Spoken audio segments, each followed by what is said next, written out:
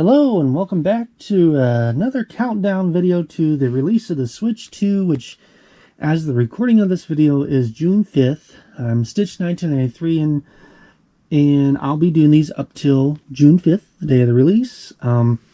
If this is your first time, welcome. I've been doing these for the past couple of days now. I've gone over what I think are going to be considered classics on the Switch, for first party at least. Games that are still, we're waiting for a release even after Switch 2 comes out. And yesterday's video was my games I regret buying for the Switch. So back to more positivity.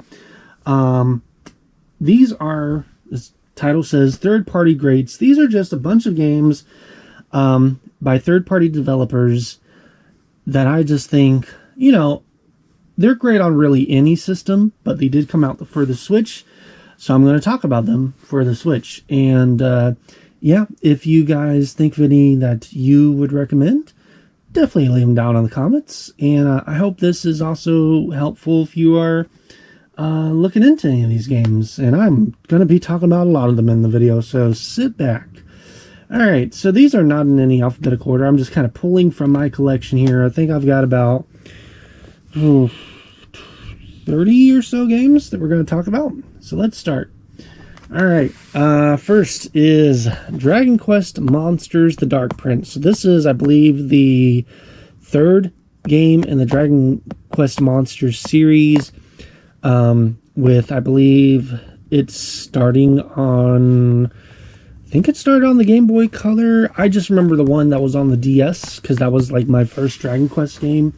And I really enjoy it. It's more kind of like Pokemon than your usual Dragon Quest game. It still has, you know, the usual attacks that you get in a Dragon Quest game, but it does have more of the Pokemon style to it, where you're trying to capture the Dragon Quest monsters and befriend them, and you can kind of evolve them, and, you know, just going from level to level and stuff there. I believe this is actually like a Switch exclusive. I think some of these are Switch exclusives, or like were timed Switch exclusives.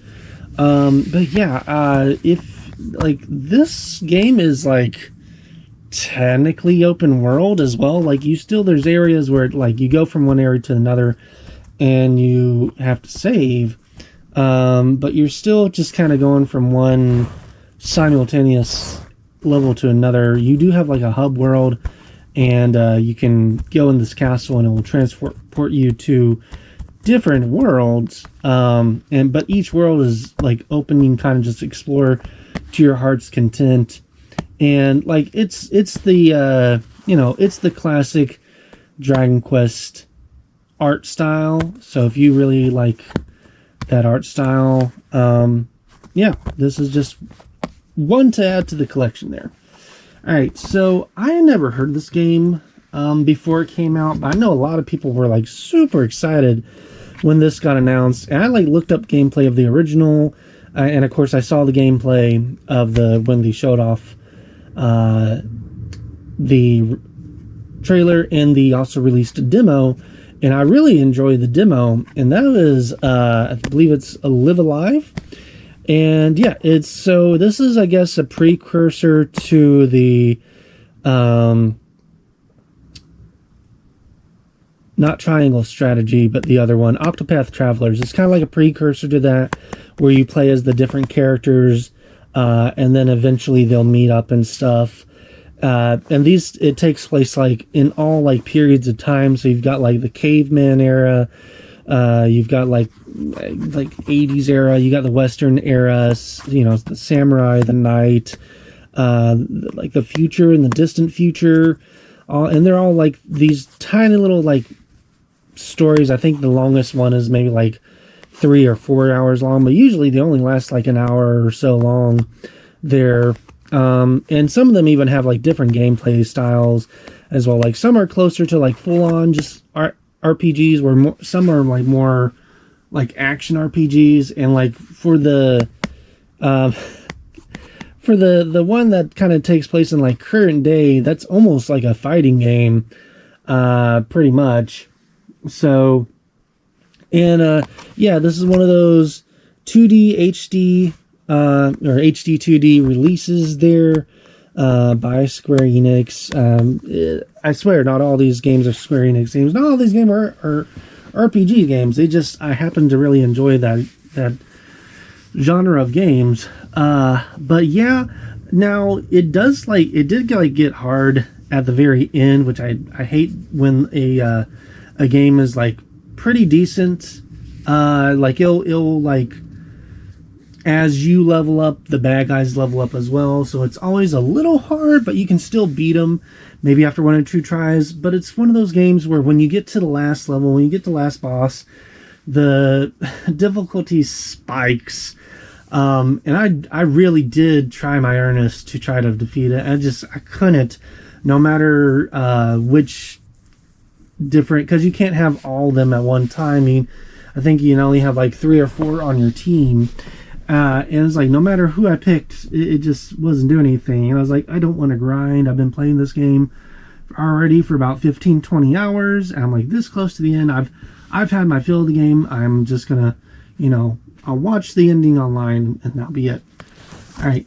So this one, I'm still playing through it, but it's already really won me over. So I'm like, like, I feel like it flew under a lot of people's radars because when it got announced, well, it's Farmagia. And when it got announced, people were like, another cozy game with RPG elements.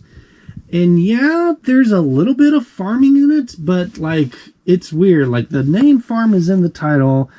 All the trailers were talking about farming, but really, you do like farming like 10% of the time in the game. The farming is so you can farm these creatures, but most of the time you're out battling, and the battle system is kind of like Pikmin.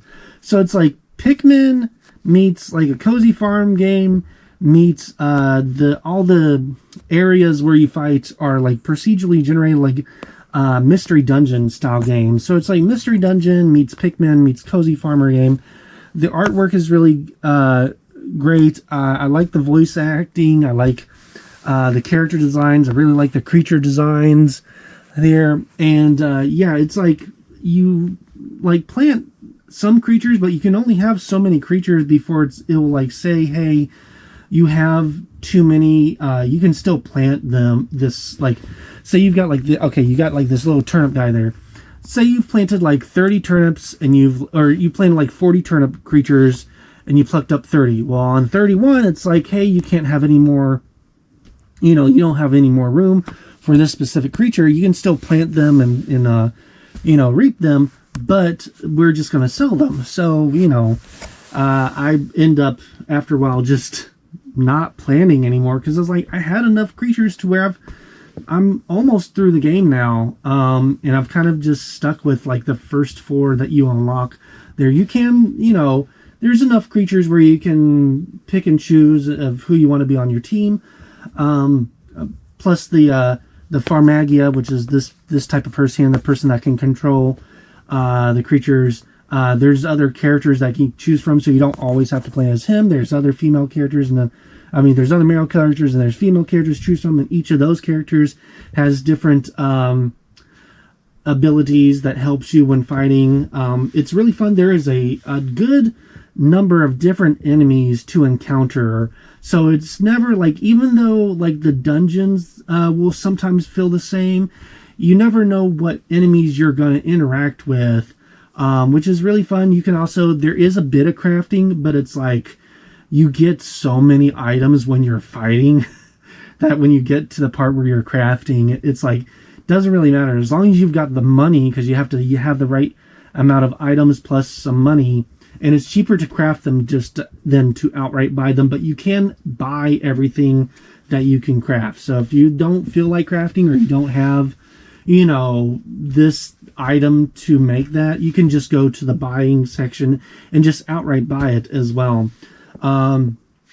and you can level up yourself. Automatically levels up as you're fighting, but then you can like go into training mode with all your creatures and trade them and level them up as well. It's really fun. I really, it as I said, I think it went under a lot of people's radars when it got announced, because that was a big. I think it got shown off in that June Direct last year, because this just came out back in November.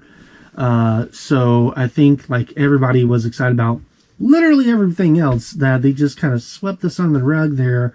And I'm like, no, you really got to go back and get this. I've got the, it came in like day one edition. So it came with an art book, a soundtrack on a CD, as well as a poster of the map that you explore up on top, of course, the game, and a really nice box.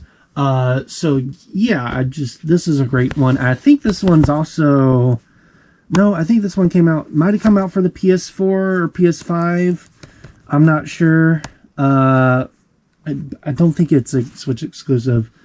All right, so hear me out on this one.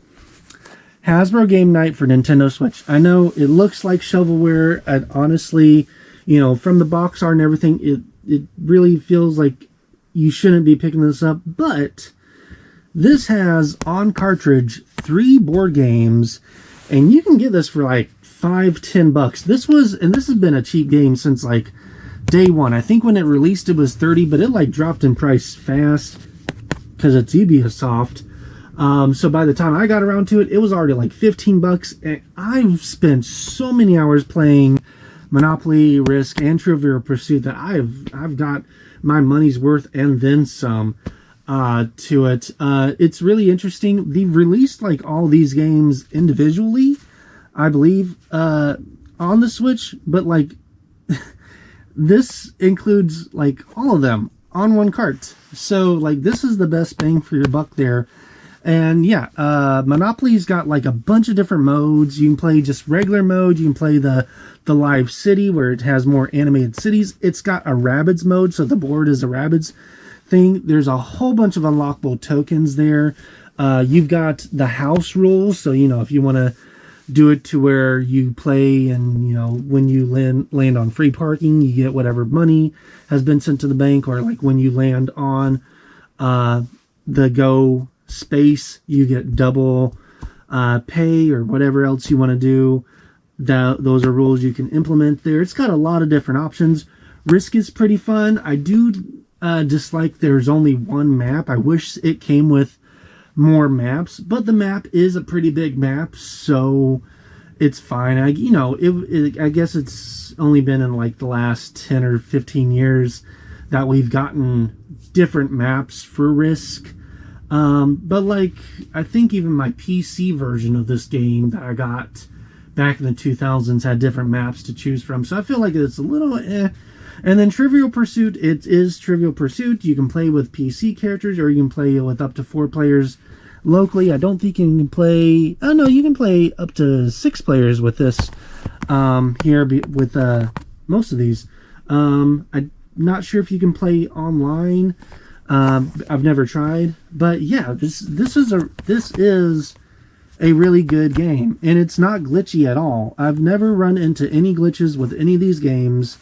I don't think I've ever had an update for this thing either. It might have gotten an update at one point. I don't remember, but yeah, great game. Okay, so I gotta pull one game to explain the other one. So this is the one that is like really good, and the only reason why I bought this one is because I was waiting for this game to the release.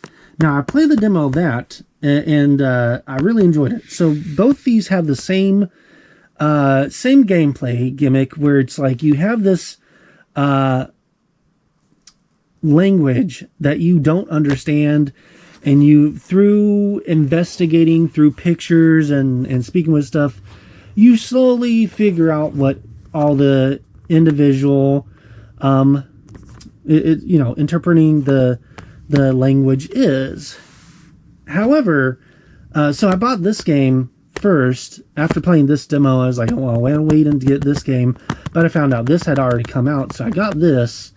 And after playing both of these, this ended up being the more fun game, just because this is like there's no dialogue to this here at all, and sometimes you really got to like think outside the box for some of these puzzles, for some of the languages there, to finish this. Whereas this has a story. It's got all the characters are voiced, so it's got a full voice cast there. It's got a really interesting story. You really like feel for all the characters. You really get into the story there. It's got a really interesting ending too. I won't give it away, but it's like you're like, huh, all right, that was not where I saw this was going, but you know, through what I've investigated, it makes sense. So it did come out by Strictly Limited.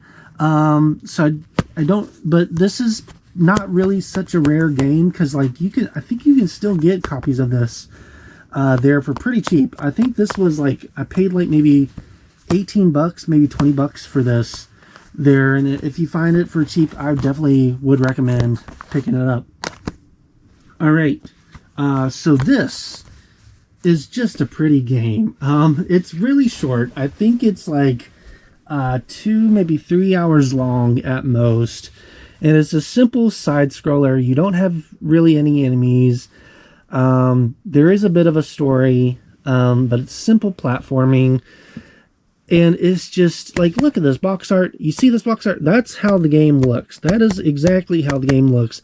It's like this box art. It really takes out, takes on a Studio Ghibli style. So it's like when I was talking last video about Baldo and how that was like advertised as a Studio Ghibli game, but was like a really glitchy game. This is not glitchy, and it has that same art style, and actually does it better because it's 2D.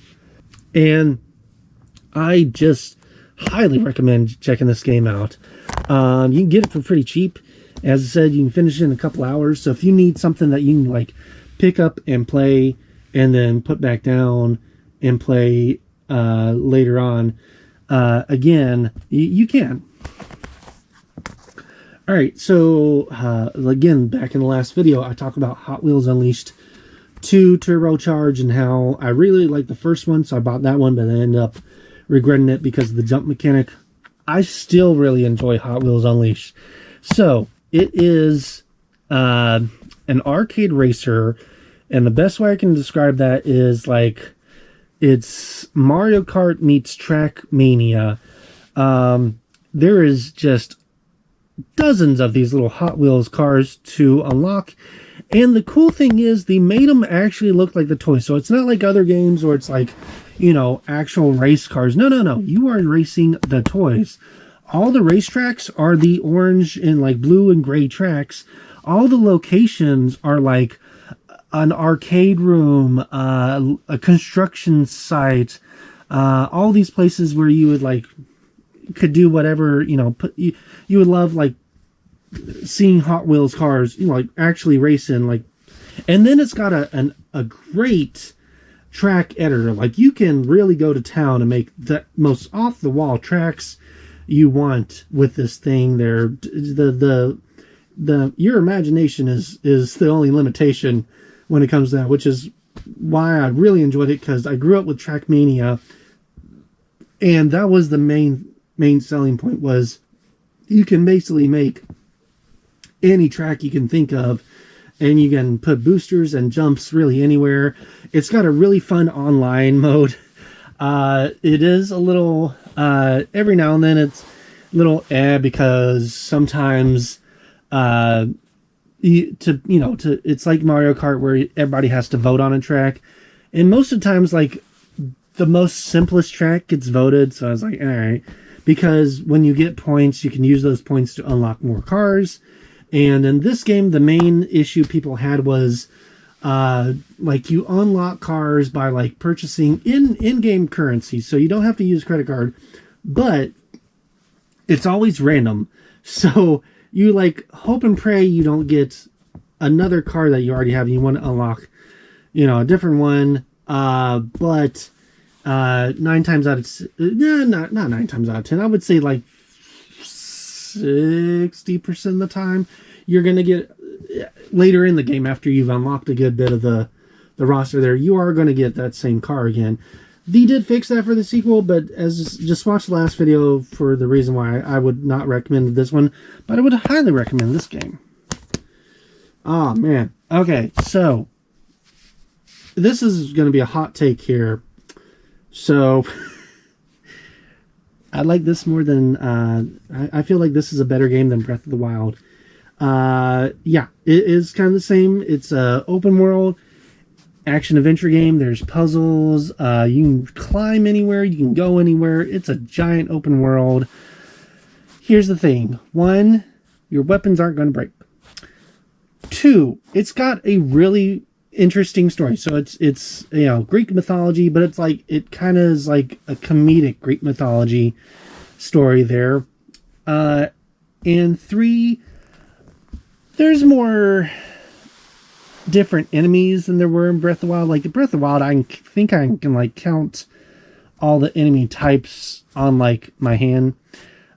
Maybe both of them, but like they're all pretty much the same thing. Whereas this had just a slew of enemies. Like every time I was going around a corner, I was like, "Whoa, that's new. I've never fought that before." So yeah, I ended up just like 100%ing this game. And then it was great. I've gone back and played it again, still love it. And then I find out that the sequel got canceled. I was like, man. But yeah, this was an amazing game, and I'm really disheartened to find that I don't know if it just didn't sell well, but they just, yeah, I don't think we're going to get another one anytime soon. All right. Journey to the Savage Planet. So, Metroid Prime hasn't come out yet, or Metroid Prime 4 hasn't come out yet, and this came out before Metroid Prime 1 was remastered, so, this was my fix for Metroid Prime. If you want like an open world exploration Metroid type of game that's in the first person mode, that you can scan stuff and then unlock abilities for your gun and find different like grappling hook and different types of jumps and stuff, get this game. It is Metroid but comedic, but it is still Metroid Prime. So yeah, you're on this planet. Pretty much all these creatures want to kill you, but what planet doesn't have that sort of thing going on for it? But there's a lot of tongue-in-cheek gags, especially on your ship, because it's like not post-apocalyptic, but just like I don't know what the word is for it there, but it's very just kind of nuts. But yeah, you got all these weird little creatures. Of course, you got bigger creatures too that you got to look out for, that because they will like come out at you and attack you. And it's just like I went into this because it just looked weird, and I was trying to find like just a shooting game, and then I started playing this. And I'm like, wait a second, I'm playing this wrong. I'm not supposed to play this like a actual first person shooter game. I'm supposed to play this like a Metroid Prime game. So as soon as my brain switched to that, I was already having fun, but I had so much fun just scanning and exploring every little bit of this place. Eventually you do have like, it's a big open world, so eventually it does have like jump points that you can go to, so you don't have to go if you need to go all the way to this side, you don't have to walk all the way over there. You can transport from one area to the next. But yeah, it's a fantastic game. All right, this is one I recently beat this year. It is Bomb Rush Cyberpunk. If you've ever played any of the Jet Grind radio games and you want more of that, play this game. This is a spiritual successor to that series. From the art style to the gameplay to the music, to the story, it is all just Jet Grind, but not that not that name. Yeah, it's just it's just you skateboarding. You can also later on unlock a bicycle and a scooter and like rollerblades and such like that. And then of course you go out and around and you unlock stuff by spray painting it, and you of course defeat enemies. You can spray paint the enemies, and it's just a really fun jet set radio sort of game.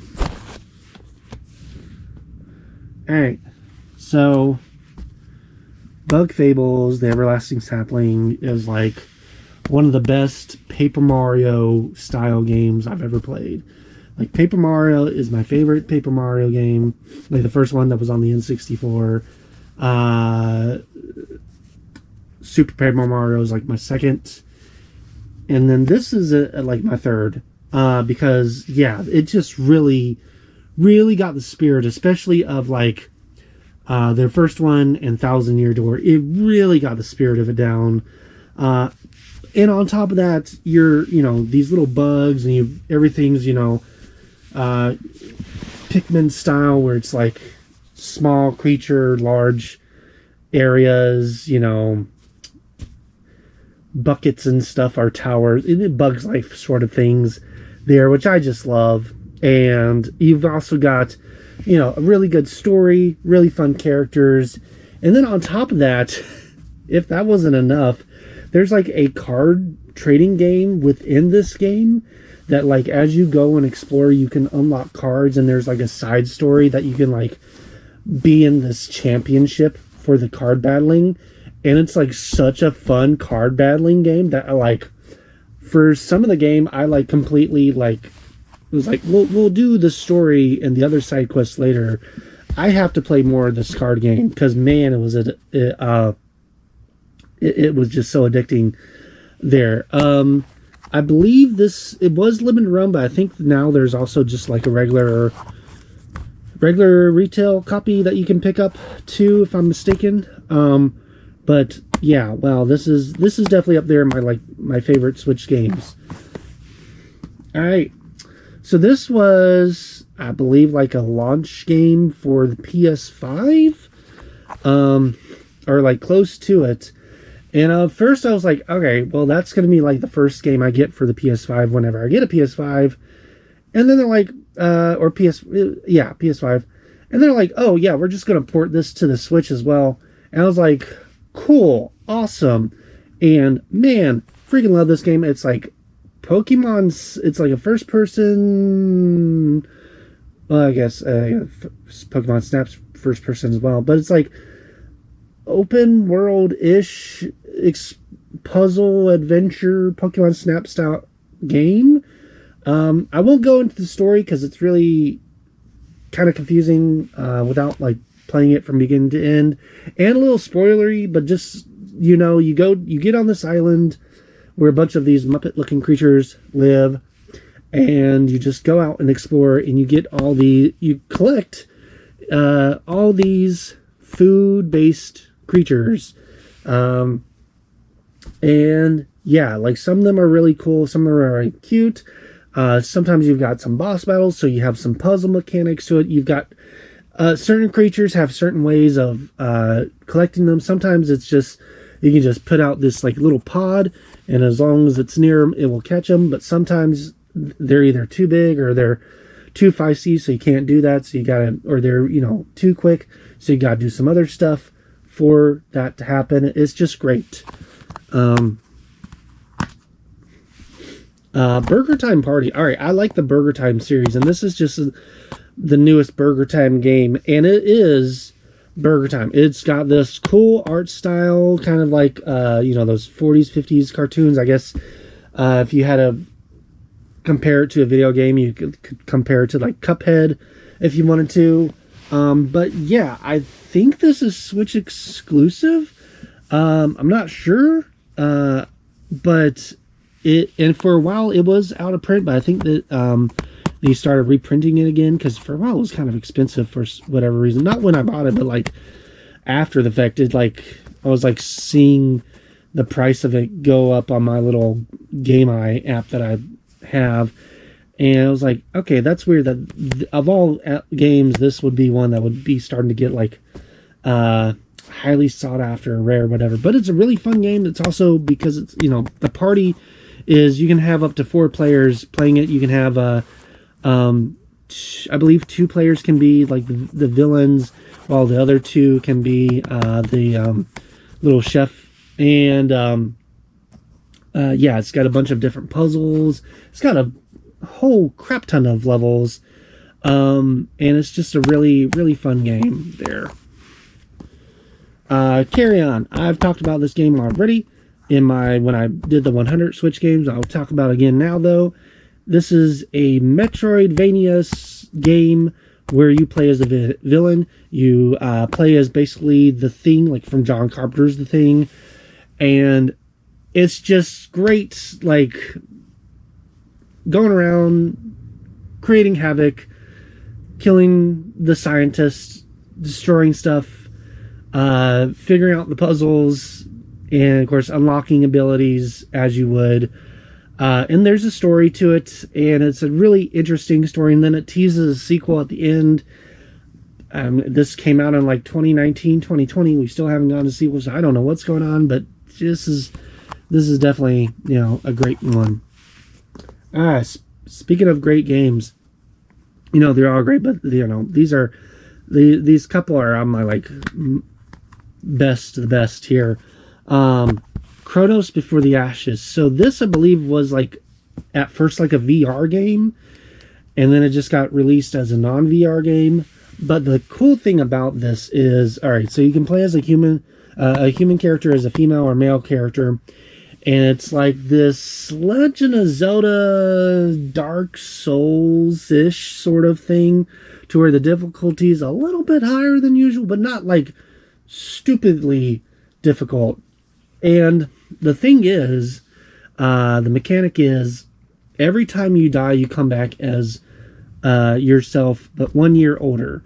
So you start off at like a young 16, 17, 18-year-old, and you can end up, I think the oldest you can be is like 80 or 90.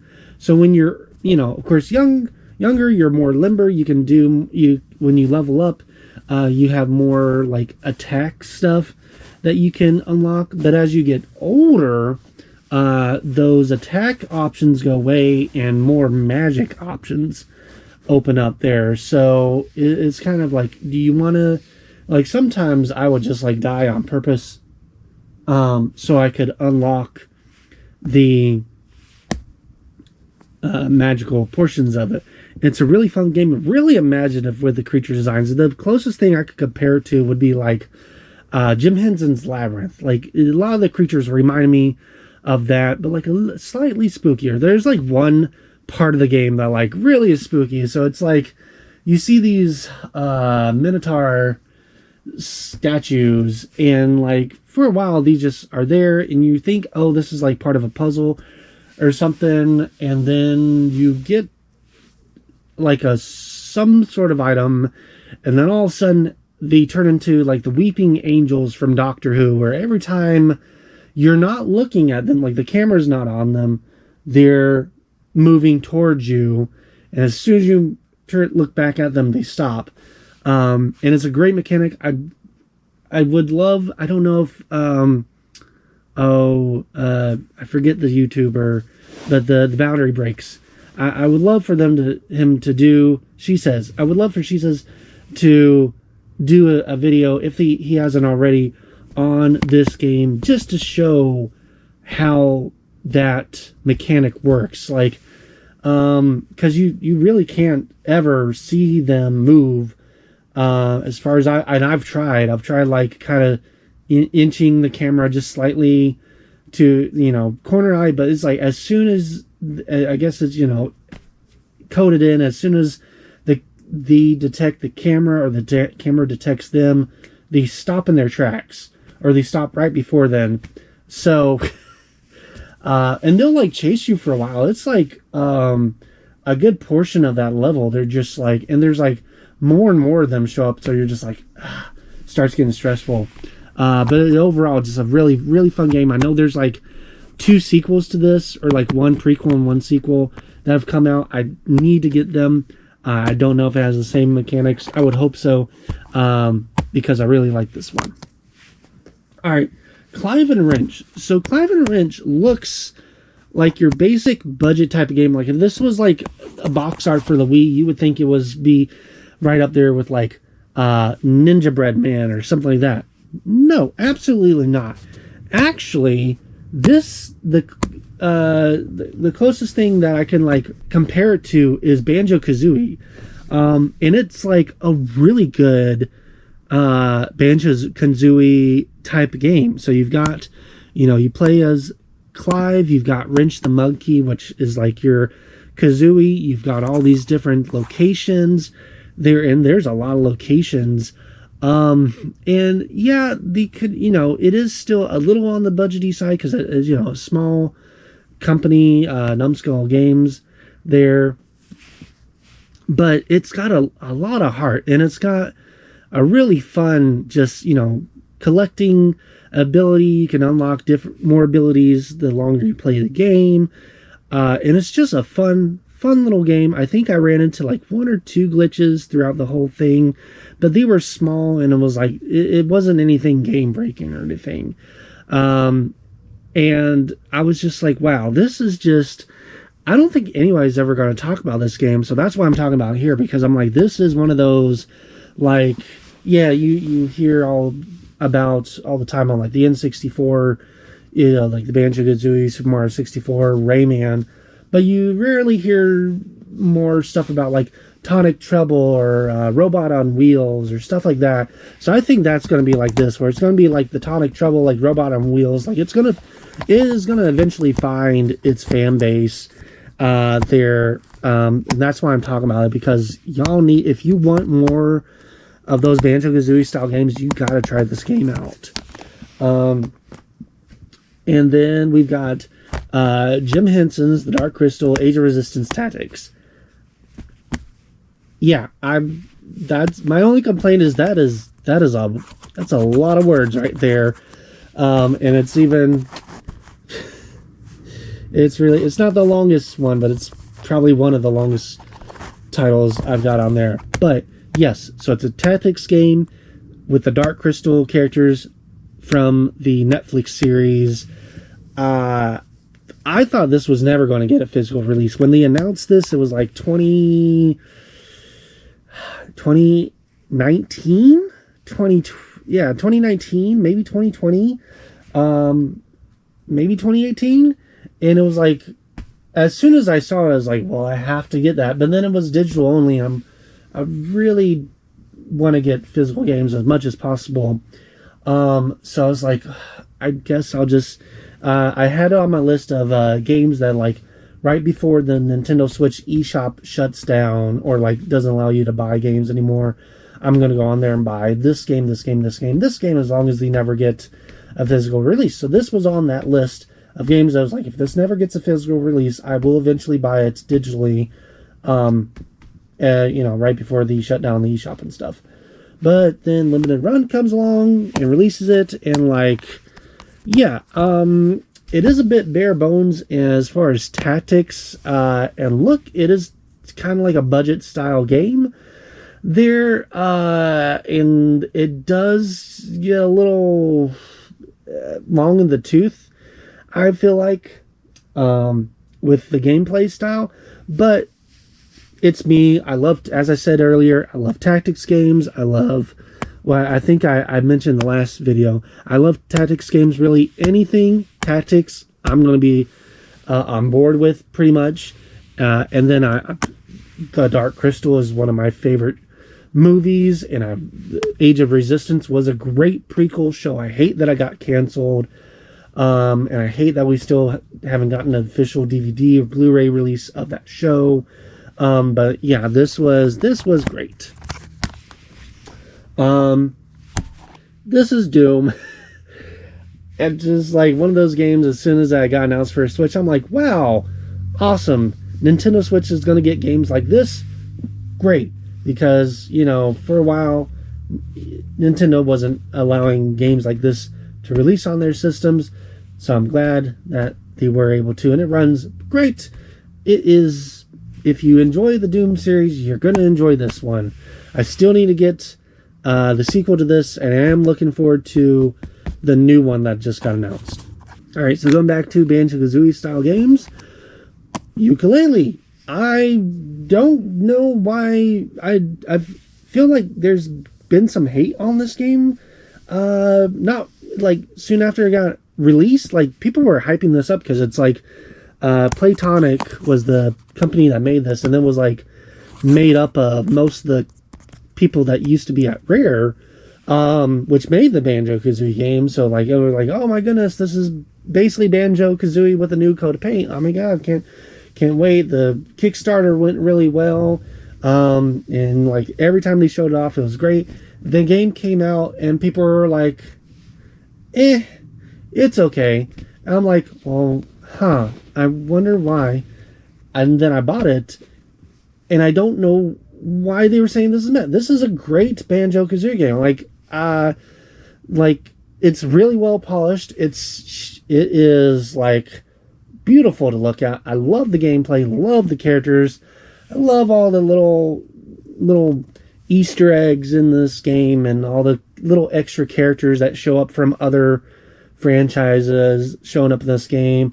Love all the unlockables and stuff. This was just a really fun game. I never felt tired of it.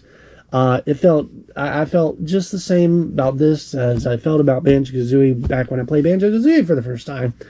So yeah, I don't know why people didn't like this game. I think this is one of the great games that's on the Switch there. This is a recent release. It came out last January, I believe. And yeah, everybody was just like, oh, it's side scroller. We want more like Sands of Time style game. And then it released, and everybody's just like, holy crap, this is a great game. And I'm just like, cool. I finally, got around to buying it. It was like on sale, like clearance for like $15 at Walmart. And it was like, I had played the demo, and yeah, I agree with everybody that says this is a great game. It's a fantastic game. It's a Metroidvania Prince of Persia game, so it's got your gameplay that's like the first couple Prince of Persia games, but the added different unlockables. There's gotta backtrack. There's this giant map, and you just like, man, this was a fun game. Really interesting story, and it was cool because you can unlock the costumes from the previous Prince of Persia games. Like all the Prince of Persia costumes from all the previous games are unlockable in this game. So if you want like Sands of Time Prince of Persia, or like 2008, 2007 Prince of Persia, the one that everybody kind of went, no thank you. Like you go Warriors Within Prince of Persia, you get all the original Prince of Persia, all those costumes you can unlock and have your character. So if you want it to pretend it's like any of those sequel to any of those games, you can. All right, I've said before and I'll say it again. I just love anything Tetris. So, and I like the Puyo Puyo, but I bought this because I wanted a Tetris game on the Switch. And like this, there's Tetris 99, there's Tetris Forever, there's the new one that just came out. That's the history of Tetris. But this one is probably just going to be the pinnacle one when people talk about Tetris for the Switch. Outside of Tetris 99, but that's kind of its own thing there. This is you've got, your usual Tetris game, your usual Puyo Puyo. Then you've got the one that's the mixture of the two.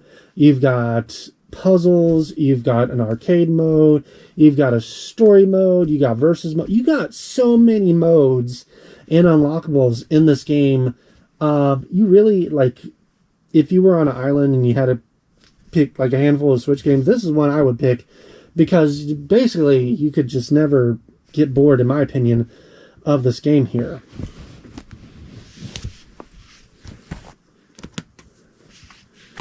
Alright, this is Untitled Goose Game. This is the I Am 8-Bit like pre-ordered version. There's a couple different box art versions of this. This is not the retail version. I kind of wish I got the retail version because I actually like that box art more. But yeah, Untitled Goose Game is just like its own beast of a game. There hasn't been really a game since or after it, which is a shame because I really enjoyed this game. And I really enjoyed the art style, and it's just this nice.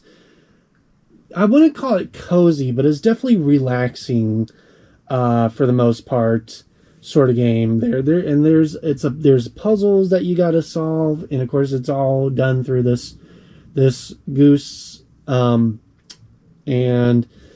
yeah, I hope they make a sequel. I really do. Vaporum. This is a cool dungeon crawling game. Well, I mean, it says right here, steampunk dungeon crawler. That's really all you got to know. But it's really, really into this steampunk side. If I had to give any comparisons for story wise, it'd probably be something like the Fallout series, just kind of story. And it's mainly you've got voice acting in it, and it's all played through like these audio logs and other stuff you can read. The creatures that you come upon, the monsters, both mechanical and non-mechanical, are really fun to both look at and fight. And yeah, it's if you find this, it's one of those games that's either going to be really expensive or really cheap, depending on when and where you find it. Because I only think it came out through like a certain company, and they only did like a giant big box release to it. From what I can tell, I don't think it ever got like a US version to it. So yeah, moving on. All right, so there's 3 of these games here. The first one nobody liked because you really had like most of the roster was TMNT, and they had a couple the Nicktoon characters, and that was it. You didn't have any voice acting. You had a very limited range of carts and tracks to choose from, and they fixed most of that in Nickelodeon Racers 2. And the only thing is, I still don't think they added voice acting in, which was weird. But this is like just a giant roster from past and at the time present Nicktoons characters from like their entire range. If you think of a Nickelodeon show that was popular, it has at least 2, if not more, characters to it. So like you see here, it's got JoJo, it's got the kid from Loud House. I don't watch that show. You've got SpongeBob, of course. You got one of the Ninja Turtles. You've got Korra. You've got Gurr, and you've got Ren and Stimpy. You've also got stuff like Reptar, Hey Arnold, some of the other Avatar characters. Just, yeah, you name it. I don't know if the back shows. Oh yeah, Danny Phantom. I think Cat Dog's in there and a couple others there. The third one, it took some out and then added some in there. So like, I don't know. It was interesting that XJ9 only shows up in the third one. But then they took a couple out that I really enjoyed. So I'm like, if you have to pick one of these, I honestly would pick the second one here. Yeah. All right, so Nexomon is like a really, really great game. I have found this one more fun than a lot of the, Pokemon games that have come out. Surprisingly, it's got a really nice art style to it, and just a nice overall story here. And yeah, it's one of those where it's like, when people look back at the console and say, what were some Pokemon-like games that were really, really cool, I think this one going to be talked about a lot. They did announce a sequel. We still don't know when it's coming out, but they're slowly working on it. All right. So I've done like a whole YouTube video on this, on underrated games, because it still is an underrated game. It's a fun 3D platformer collectathon game where you are a cardboard box. And I will leave it at that. You can go and watch that review to get my full thoughts on it. But I really, as I said, it's same with Clive and Wrench. It's going to be one of those games where eventually it will find its audience, or eventually it will become like a cult classic kind of thing, or it will end up being like Cubivore and gets stupid expensive for whatever reason because nobody bought it. Yeah, go and check out that review. All right, so Disney Illusion Island just looked like a really cute game from the trailers that I watched. And then, Walmart was getting rid of a bunch of games, so I found this one on clearance. And then I was like, oh, this is a Metroidvania game. Cool. So yeah, it is like, baby's first Metroidvania, but like in a good way. It's not like overly simplistic. It is still, you unlock stuff, you'll backtrack, and you've even got enemies that you can fight there. And it's going to be, how people like talk about, like Lion King and Chip and Dale and DuckTales for those respective consoles. I think this is going to be the one that people talk about when talking about Disney games on the Switch. All right. Ooblets. This is just a fun, cozy farming Pokemon trading card game fighting. It's a bunch of genres mashed perfectly together, on top of it being this just really cute art style. I love it. It's like cell shaded, and everybody kind of looks a little, really smooth, if that makes sense there. And it's along with Nexapon, this is going to be one of those where people are like, and I guess to a lesser extent Bugsnax, people are going to talk about this one when they talk about, cool Pokemon-like games on the Switch. All right, we're almost done here.